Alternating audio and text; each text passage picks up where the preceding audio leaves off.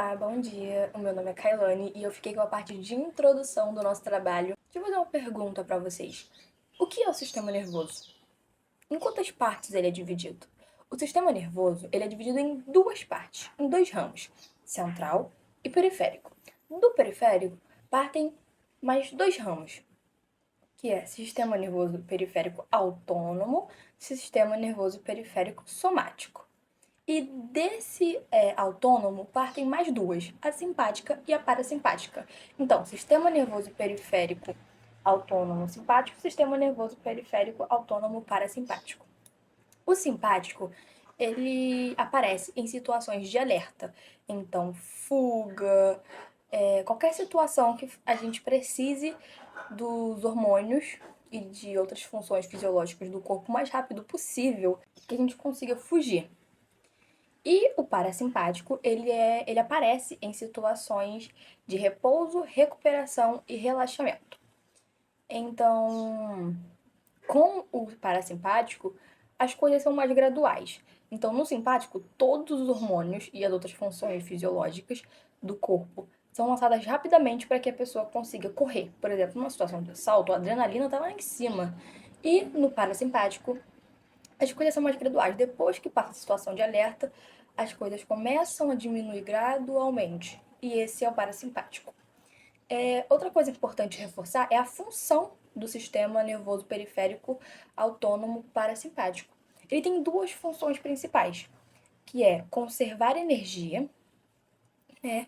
Então, é conservar a adenosina trifosfato, que é o ATP, conservar essa energia para situações de fuga na próxima vez que ocorrer, e também regular as funções corporais, como, por exemplo, o suor, que parte das glândulas sudoríparas, que quando a gente está nervoso, a gente soa, né? Então, ele regula essas funções, porque se eu suar demais, o que acontece? Eu vou perder muita água, e aí meu corpo não vai ficar regulado. E se eu guardar muito essa água do calor, meu corpo vai ficar muito quente. Então, esse sistema nervoso periférico autônomo parasimpático, ele é mais nessa questão do relaxamento mesmo. Isso que eu queria falar e eu vou passar para a próxima pessoa. Bom, e sobre o objetivo do sistema nervoso autônomo, a gente aprendeu que ele controla as nossas funções corporais automáticas e involuntárias, né? Como a nossa pressão arterial, a nossa frequência cardíaca, enfim. E ele também se adapta às mudanças de ambiente. Então, para manter um funcionamento adequado do corpo, ele faz um processo de manutenção do equilíbrio do organismo que a gente chama de homeostase. E nesse processo tem a ativação e desativação dos dois componentes principais, o sistema nervoso parasimpático e o sistema nervoso simpático, que a Kailane mencionou. Eles ajustam o fluxo sanguíneo, eles contribuem para a estabilização e manutenção, por exemplo, da pressão arterial. E com tudo isso, conjunto de toda a manutenção, ele amplia então a nossa capacidade, a capacidade do organismo de sobrevivência e de adaptação aos ambientes externos. Oi, gente, bom dia. Eu sou o Thiago, eu fiquei com a parte de metodologia nesse trabalho. Nessa metodologia, a gente usou diversos artigos para fazer cada partezinha do trabalho. Tem um artigo para cada estudante, para cada parte. O período introdutório é uma curta explicação das divisões que envolvem o sistema nervoso de maneira geral. Então, suas ramificações e detalhamento breve de cada parte.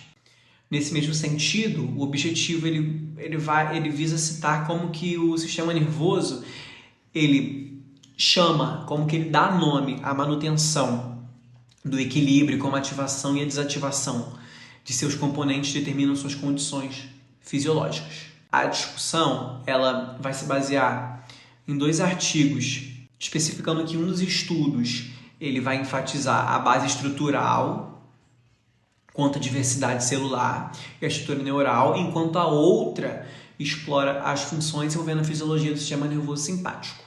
E por fim, a conclusão, que ela amarra e sintetiza todos os fatos em um breve período. E é isso.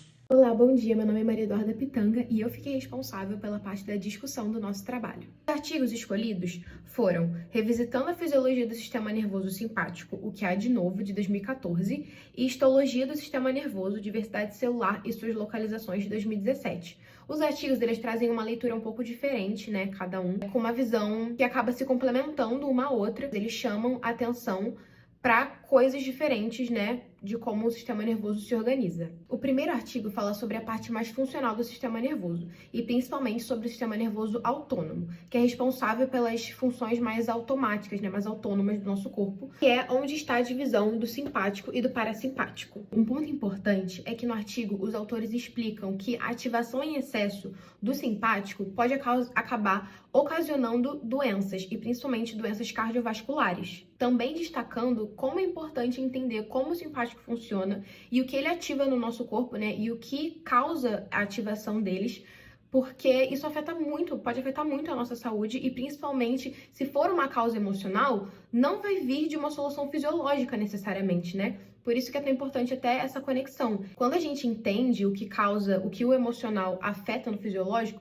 tudo fica muito mais fácil de resolver, né? Porque para resolver um problema, não adianta só resolver os sintomas dele, mas é preciso ir na raiz do problema. Já que as emoções e as respostas fisiológicas, né, as respostas que aparecem no nosso corpo físico, na nossa saúde, estão totalmente ligadas. O segundo artigo tem uma visão mais biológica do sistema nervoso e busca dar uma base geral do sistema nervoso por completo, do sistema nervoso central e do sistema nervoso periférico. Esse artigo tem uma base bem sólida das funções do sistema nervoso e de tudo que contém dentro dele, descrevendo onde cada célula fica localizada no sistema nervoso e as suas funções específicas. Em conclusão disso, o primeiro trata da função, ou seja, como o sistema nervoso atua no nosso corpo. E o segundo fala da estrutura, mostrando de como ele é formado. Enquanto um tem a visão mais voltada para o funcionamento e para a saúde, o outro tem uma leitura mais voltada para a anatomia e a base biológica em si, mostrando o que compõe o sistema nervoso por completo. Bom, e concluindo então sobre o sistema nervoso autônomo, a gente vê que ele é extremamente importante, fundamental para a manutenção do corpo, do organismo, né? E junto com as suas subdivisões, que é o sistema nervoso simpático e parasimpático, que inervam os mesmos órgãos, respondem a estímulos rapidamente, mas distribuem efeitos opostos, né? Como foi dito no início, um prepara a gente para uma luta, para uma crise e gasta energia, e o outro é para o relaxamento, mas para restaurar a energia. Apesar das diferenças, trabalham juntos e contribuem para manutenção, para o equilíbrio do organismo. Então, eles têm relação com todo esse processo de adaptação do corpo, né? Ajudam o organismo a lidar com as mudanças tanto internas quanto externas.